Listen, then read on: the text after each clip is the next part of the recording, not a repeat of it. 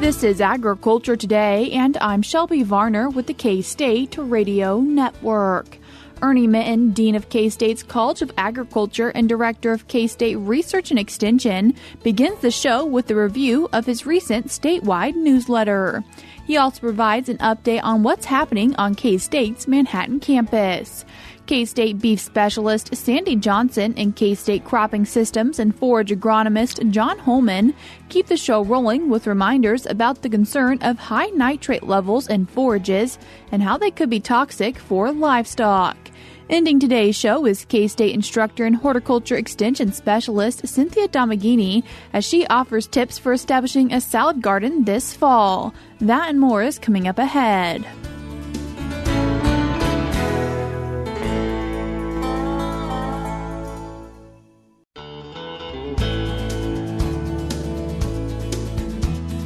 You're tuned in to Agriculture Today, and we start our Thursday show talking with the Director of K-State Research and Extension and the Dean of K-State's College of Agriculture, Ernie Minton. Ernie, thanks for joining us today. Yes, thanks for having me. Ernie, just reviewing a few of your articles you had in your recent statewide e-newsletter, and this one really focusing towards production agriculture. And the first story for us to talk about and remind our producers about is a win-win for when it comes to grazing cover crops. Yes, this is a really good story and one that's, cover crops are being looked at more and more as a good tool for conservation practice. And so one of our newer agronomists in Garden City, Logan Simon, was part of this work, and a nice story kind of demonstrating how cover crops can be used for grazing benefits, soil health in dryland systems. So it's a nice story. And continuing on the research that's kind of happening at K-State or things important happening around Kansas, tar spot. Yeah, tar spot, that's one that I'm not completely familiar with, but a nice article which kind of sums up that problem a bit. One of our plant pathologists, Rodrigo Onofre, is on top of that one. I just use this use this article, I should say, to make the point that, we talk a lot about the arrival of the National Bio and Agri Defense Facility here, the importance of monitoring animal disease. We had a lot of news lately about high-path avian influenza, et cetera, and we can't forget how important it is to keep an eye on crop disease as well.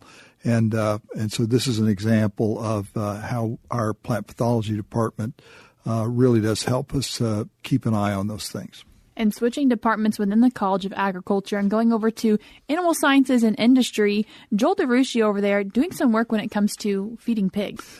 Yeah, this is a really nice summary of some work they've done looking at wheat and swine diets, and of course, a good bit of what we're known for is selecting wheat varieties that end up in the milling and baking industry, obviously. But another outlet for that wheat can be feeding livestock, and the swine team here at K-State always does a nice job taking a look at opportunities for swine producers to make their operations more profitable. And continuing our way around the K-State's College of Agriculture, going over into Ag Econ now, where this article looks at the farm income for 2024. Yeah, a nice story that Greg Eibendahl put together showing how net farm income seems to have bounced back in 2024. Our Ag Econ department does a really great job, keeping an eye on things related to farm income and other important economic factors here in the state. The state project winners, also an article included in this statewide e-newsletter when it comes to forage. Absolutely. As part of our, the total part of our land grant mission, this very, very important activity of 4-H and the work that we do, and it's the most important youth development program that we have. I'd argue it's one of the most important youth development programs in the United States. Anyhow, project winners, Sarah Mass summarizes that and the success of these young people really very nicely in that article. I'm thinking about some students also coming back to campus, happening really soon. If not, some are already here. That's right. The arrival of students is just around the corner, and really of the three major mission areas, teaching, research and extension, really being here for students, training the workforce and so on is among the more important things that we do. Interestingly, the numbers of students really is encouraging this year. Now, I think preliminarily, overall, the university is up about 1%, but the College of Agriculture is up more on the order of 5 to 6% for overall enrollment. Almost every department, all except one, and one is remaining more or less flat, but the numbers are up in a very, very significant way, and I can tell you this is a relief, because we had years and years of enrollment slide, and of course the COVID pandemic didn't help that. And so we're really very, very pleased that not only are students returning to campus, but they're returning in greater and greater numbers. That's encouraging.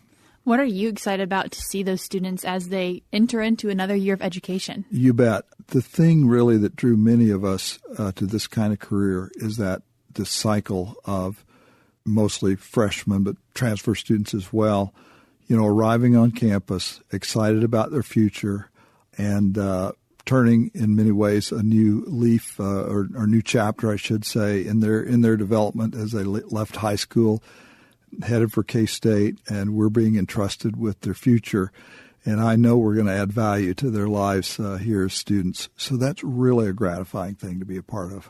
And something that's happening at K-State, and we've talked about it the last few times you've been in, an update on what construction's happening. Yeah, we've made a mess out between Call and Weber Hall with the arena coming down, but, it's all good, net good. A couple of years from now, we'll have some new structures in place there, also over along Kimball Avenue as well. In the meantime, it'll be certainly be inconvenient for students to get from Weber to Call Hall with the construction fence up, but that's progress, and we're really very excited about that. I can tell you it's been a long time coming, but we're really excited about the construction that's going to improve College of Agriculture facilities. Ernie, I appreciate you taking the time to join us today and share with us some articles from your recent Statewide. Very good. Thanks for having me. That was the Dean of Kansas State University's College of Agriculture and Director of K-State Research and Extension, Ernie Minton. If you'd like to sign up to receive his monthly statewide e-newsletters, you can do so by following the link in today's show notes on agtoday.net.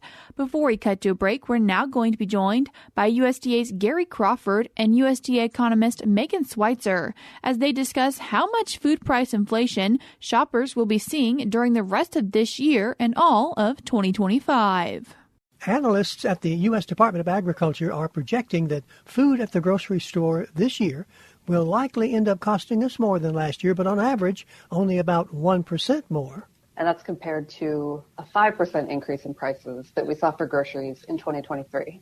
And 11.5% in 2022. USDA economist Megan Schweitzer told us that even though we are only a bit more than halfway through this year, I don't expect too much change in the forecast through the remainder of the year. We've sort of narrowed in on this right around 1% predicted change in prices. It's been the same for the past 2 months. And while overall grocery prices are expected to rise, some food categories are going to cost less than last year. Fresh fruit, almost 1% less. And then a few other categories where we're predicting price declines in 2024 are fish and seafood by 0.8%, eggs by 0.3%, milk and dairy products by almost 0.5%. So as we heard earlier, USDA is expecting food price inflation for this year to be only 1%. And for 2025, just slightly lower than what we're expecting in 2024.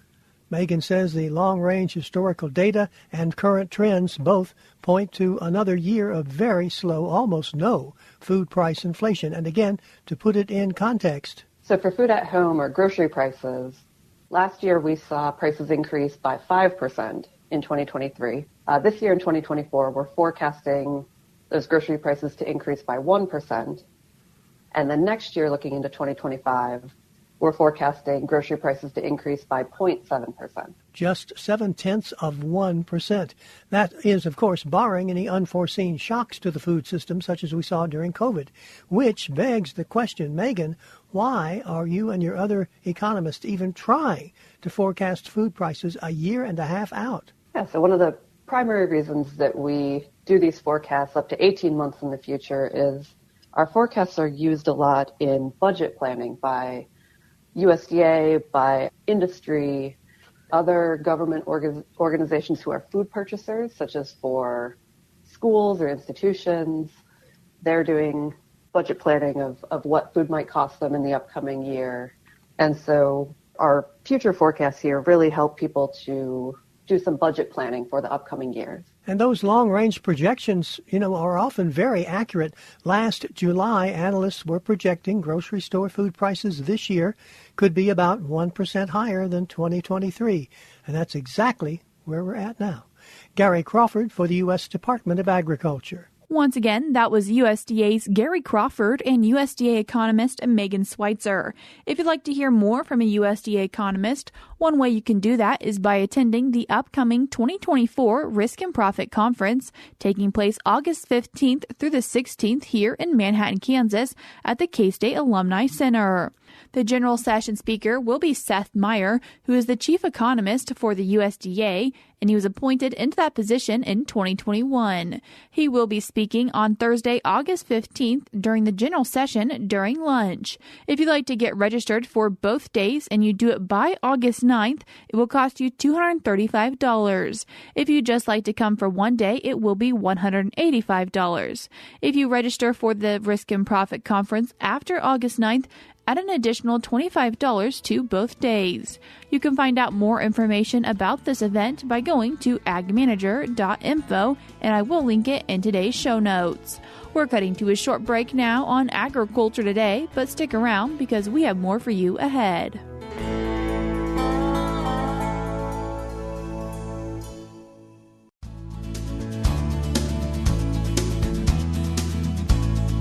You're tuned in to Agriculture Today, and we continue our show talking about nitrate toxicity with K-State beef specialist Sandy Johnson and K-State cropping systems and forage agronomist John Holman. Sandy, John, thank you both so much for taking the time to join us today. You bet. Glad to be here. Thank you. What are some causes and why are we concerned about high nitrate this year? So it's always good to be aware of what the nitrate is in your forage crops. We can have high nitrate in years that are favorable growing condition years, but particularly in years where the crop is stressed due to drought stress, we tend to see higher chances of elevated nitrates. So there's several things that can cause higher nitrates. One is if we have excess nitrogen available in the soil, we tend to see higher nitrates in the plant. But if that crop is stressed and cannot utilize the nitrogen available, then the nitrates accumulate in the plant, and then that will cause elevated levels. And if we have elevated levels in the plant, then it can cause potential breeding or toxicity issues with cattle. And what does that nitrate toxicity do in livestock, Sandy? Yeah, so the simplest way to think of it is that it ends up preventing hemoglobin, which normally carries oxygen in the bloodstream. It interferes with that process. So if there's not oxygen getting to the tissues, obviously the tissues die and the animal ends up asphyxiating. And so on a smaller scale, one of our concerns is a pregnant female. So the nitrate toxicity may not kill the pregnant cow, but it may cause abortion. And so those are, a pregnant cow is an animal we want to be very concerned about how much nitrate we might expose them to because of the potential for abortion. Are there any signs or symptoms besides their cattle possibly aborting that might lead producers to seeing, I have too much nitrate in my feed? Well, number one, they can adapt to increasing amounts over time. If you had them on, say, growing calves on a fairly high level, you would find their performance would be less, and you would get more of a chronic type of symptom. If they come into a real high exposure in a short amount of time, then you're going to see these signs of lack of oxygen. So the animal, you don't get oxygen to your brain, you may not act normally. And, it's rare that you're going to actually see those symptoms because unless you're there right at that time, you're going to find dead animals. And so for the most part, they're alive or they're dead is what you see. But that lack of oxygen is what you'll show up in their symptoms and behavior and movement. And if a producer is lucky enough to catch their animal seeing those symptoms, is there anything they can really do?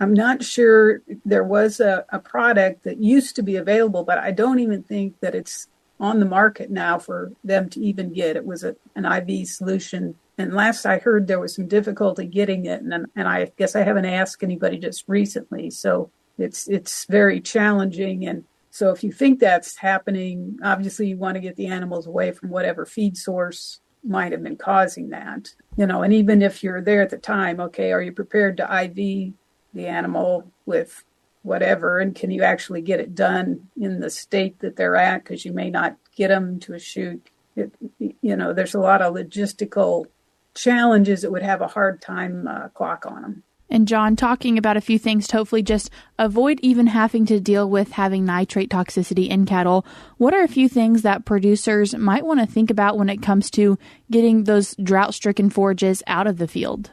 So there's several things. First of all, if we don't measure it, we don't know what we're dealing with. So, going out and first step is to do a soil profile nutrient analysis and see what our soil fertility looks like. If our soils are deficient in phosphorus, applying phosphorus will help root growth, and if we promote root growth, we can do a better job. The plant has a better opportunity to extract soil water and use what little soil water there may be. So having sufficient phosphorus will help alleviate some plant stress. Knowing how much soil nitrogen we have in the soil ahead of time. If our soils are really high in nitrogen, we may want to think about not planting forage on that field and using a grain crop there, and maybe planting a forage crop somewhere else, or trying, if a producer is growing a lot of forage in a rotation and they have high soil nitrogen fertility, to try to pull that down and keep those levels within what we'd consider a safe level. So, for example, with forage sorghum, we did some nitrogen rate response work several years ago, and what we found there was anytime we exceeded 50 pounds of available nitrogen, that's in the soil profile plus applied fertility. So anytime we exceeded 50 pounds per acre, we increase the likelihood of having elevated nitrate in the plant. So keeping a good mindful eye on soil fertility. The next step would be to measure it in the field ahead of harvest to know what we're dealing with, and you want to have a good understanding what's occurring in the field. So we may have some plants that look very healthy, and then we may have some plants that are only a couple foot tall and drought stressed. So, understanding that variability across the field and what we're dealing with is the next piece of information we need to manage that. Then when we go to look at harvest phase, there's different things we can do. Most of the nitrate is going to be in the bottom foot of that plant, and above that, we can, within the same plant, we can have toxic levels that would be considered toxic in the bottom foot, and above that be safe. So if we look at the plant, the seed head and leaves are the lowest nitrate, and then as we go from the top of the plant down, that nitrate level increases. So there are several things we can do there. Raising our cutting bar, if we're putting up dry hay, raising that cutting bar as high as we can to leave that higher nitrate material in the field will then reduce the nitrate in the baled product, and that also, leaving that residue on the field, will have benefit us from soil erosion, reducing the potential for wind and soil water erosion concerns. If we have the opportunity to ensile and feed it through silage, that's another option. Through the ensiling process, the nitrate in the silage is reduced by about 50%. So that is a way to help to feed that crop. The other thing is if we're short of forage supply, and being able to blend the product. So we do those steps I mentioned to try and reduce the nitrate of the harvested product, but then blend that with something else like, maybe CRP grass or something that we know is lower in nitrate, so we can reduce the risk that way. We're looking at maybe getting some rain here for a large part of the state later this week. What we tend to see is sometimes when that plant is stressed and we get a rain, right soon after a rain, the plant will take up the soil water, and with that can take up more nitrogen. And so actually right after a rain event, so let's say hopefully we get the rain later this week, the first part of next week we go and test, we may actually have higher nitrate levels in that plant. So what we want to do is if we get a nice rain event, wait 7 days after that for those nitrate levels in the plant to go back down. There's a few things that we can do to help mitigate it. John, you mentioned rain, and sometimes with rain in Kansas we get hail, and does that sometimes create issues when it comes to nitrate in plants? Good question. I don't think hail would necessarily, hail would maybe strip the leaves, and the leaves are going to be lower in nitrate. So if you're left with stalks after a hail event, then that would elevate it. Or, if hail brings moisture, and so that could also, right after a rain event, you could see a little bit higher nitrate levels right after a hail event. If people are wanting to find out more information about nitrate toxicity, how could they do that? Probably the easiest way is to tell them to contact their local county extension office. We have a lot of different resources, and to tell you they're in one place, they're not, but your local county office can help direct you to that, as well as help guide you with testing and interpretation of those results. And sometimes the whole what should I test becomes a little bit complicated based on how you're going to use that. So having somebody else kind of help guide you through that is often very helpful. Sandy, John, I appreciate you both taking the time to join us today. Glad to be here. Thank you. Pleasure to join you.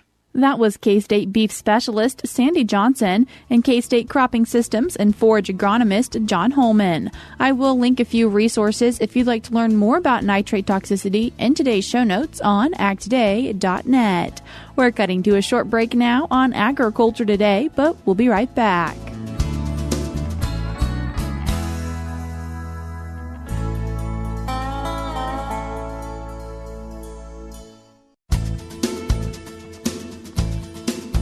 This is Agriculture Today. Along with Shelby Varner, I'm Jeff Wickman.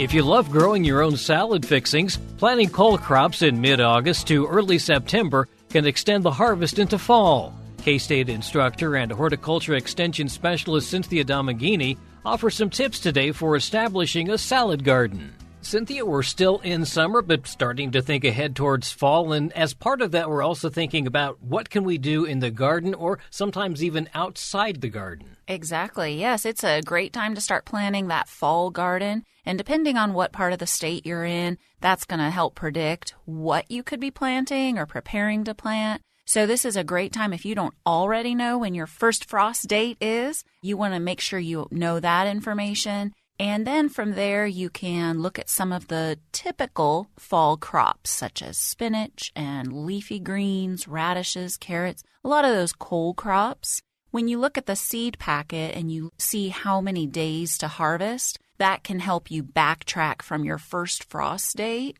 and decide if you're going to have time to put a crop such as that in the ground in your area. And a lot of these salad fixins really don't take a lot of space either. Exactly, yes. Again, on the seed packet, you'll see spacing requirements, and it's a nice crop to get in the ground with a relatively quick turnaround time. And like you said, you can space them a little bit closer together than some of these larger summer crops like zucchini and tomatoes. One of the things I saw that you had written was that you could actually just do some of this in a bag of potting soil. Exactly. This is something I experimented with a few years ago. An idea for someone who maybe only has patio space, maybe their summer garden is still going really well, Or maybe they're concerned about germinating seeds when the temperature is still pretty warm outside. So you can take a traditional bag of potting soil, lay it flat on the ground, and slice open the plastic bag, exposing the soil. And then you can plant directly in that potting soil bag. And the nice thing about that project